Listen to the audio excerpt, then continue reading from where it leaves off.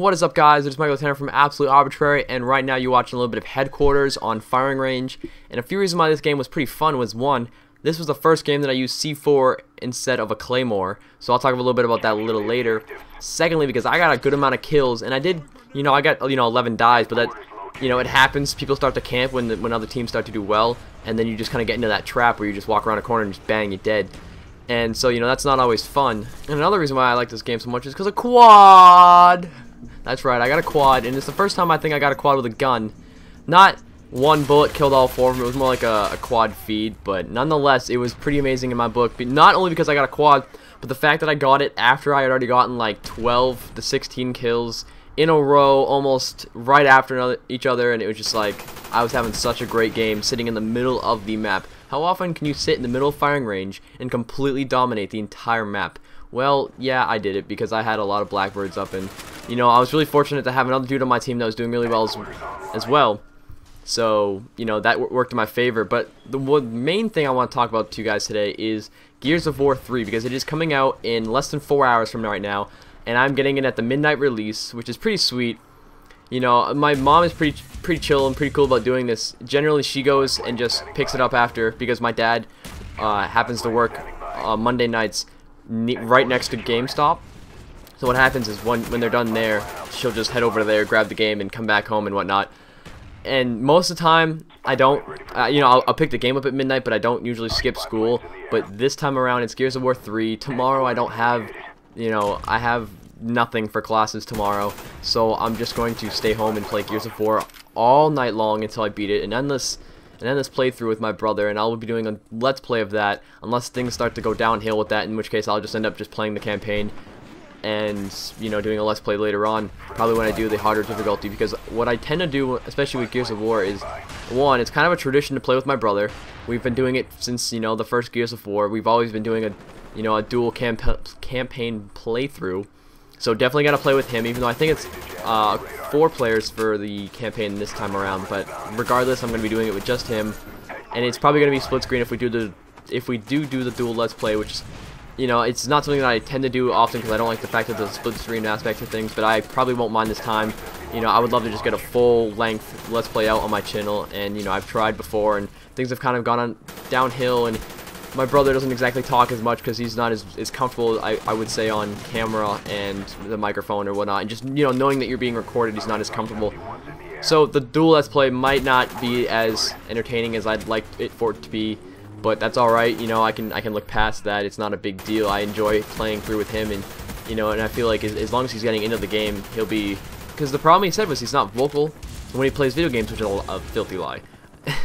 I know, I've seen him, I've watched him play, and he'll get vocal, he'll talk to his dudes and command them as if he was a real person. He'll be playing an RTS or something like that, and he'll talk to the guys like they're real people or something like that. Not psychotically, like he's got some problems or anything, maybe just he gets into it and stuff like that, which is completely understandable, because how many times do you yell at your teammates on Xbox Live when you're in a party and they can't even hear you? So I guess it's kind of the same idea, but a little bit differently. So yeah, I'm gonna be playing through with him.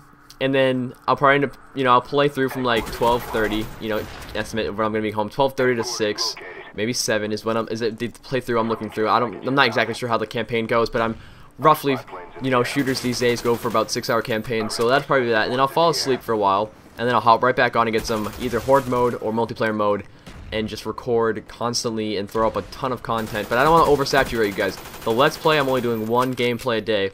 But I think what's going to happen is I'm going to do 1 let's play video a day, and then 1 normal video a day. So I'll have the gameplay commentary and 1 episode of the let's play, and I'll do that each day.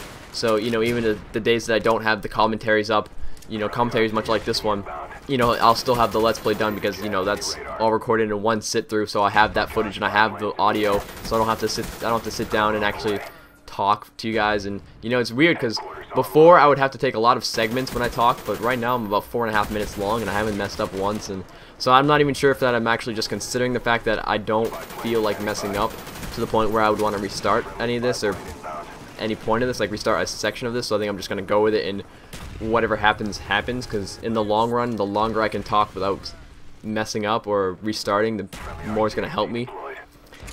Alright, so yeah, so the midnight release in a few hours.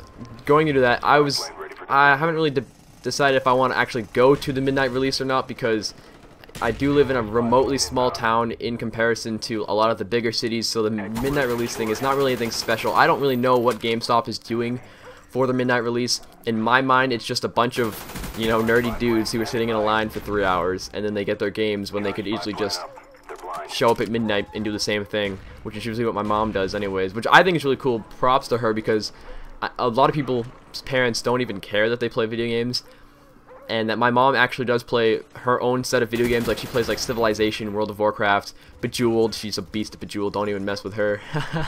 So, you know, she plays her own versions of what you consider like hardcore gaming for her, you know, which is different from the first-person shooters and the RTSs that I would play. But, you know, I would play every game. I love racing games, I love fighting games, I love it all, and it's just, I think I'm just a general, I love gaming in general, and I think that's really awesome. So yeah, I mean, you know, big props to her for being able to actually, you know, wanting to go out and do this for us each and every time, because this happens for every big release. It started about Halo, I think it started about Halo 3, and ever since she's been getting like Halo 3, she got, you know, probably Gears of War 2 right when it came out, not Black Ops, because when we got Black Ops, it was actually a Christmas gift, so I got it, you know, pretty late, but they got me the hardened version. And, you know, that was considered, I guess, because, I still play that game, and a lot of people are still bored with that game, but I don't mind it at all. And I hope my dog is not in the background, because that'd be really annoying, and I'd apologize for that. But, yeah, so she gets all these big releases, and it's going to happen, you know, in the future again for Modern Warfare 3, Battlefield 3, Skyrim, probably not the new Assassin's Creed. I can probably wait to do that, because I haven't really been playing, I haven't played Revelations. No, no, Brotherhood. I haven't played Brotherhood. Revelations, I'll play, but it's not a big deal as me. I love the series, but it's not like a huge like must-have at the midnight release thing. So yeah, for years I've been skipping school day, as long as there's not like a test or anything. As long as it's just a normal day, note-taking day, not much happening day, then I have no problem skipping school for that day, because I'll do the work. I know I'll do the work. It's not a big deal, and my parents, you know, understand that as well. So my parents are actually pretty cool with me not going to school that day. And I think largely because it's because I do make up the work and stuff like that, and I don't get behind. Because if I did get behind, I definitely wouldn't do it. But, you know, this year I feel like it's going to be happening at least 4 times. You know, again, for the Modern Warfare 3, Battlefield 3, this one, you know, Skyrim. So, you know, unless, of course, I have like a test that day, in which case I won't do it, because I'm in an AP course and I can't afford to get behind, so I'm not doing it. But tomorrow I have the multimedia class, and I think what they're doing is just going to a local city, the last school that we have to record for this project, and get that. So there's really not a lot going on. It's going to be a lot of driving in a van to that location, recording and coming back, and then after that they're probably going to like interview a dude. So there's only 7 of us in the class, I believe. Maybe 8. Nope, kid dropped out. 7. There's 7 of us in the class. So even though we have a really small amount of kids in that class, there's really not 2 people could do that job. 2 people can do the interview. 2 people can do the recording of the school, and I'm talking the same 2 people, because you can't do both of them at the same time, because we have to go as a group to the outside schools to record. So only 2 people actually have to be there, even though like everybody else, we're going to be switching off and taking turns and everything, so it's not really important. And then for my math class, they're just taking notes on things that I already have. Like my teacher will give me a packet for like all the sections in a chapter, and we have to just do the homework by the end of the due date, which in this case it's like the 30th.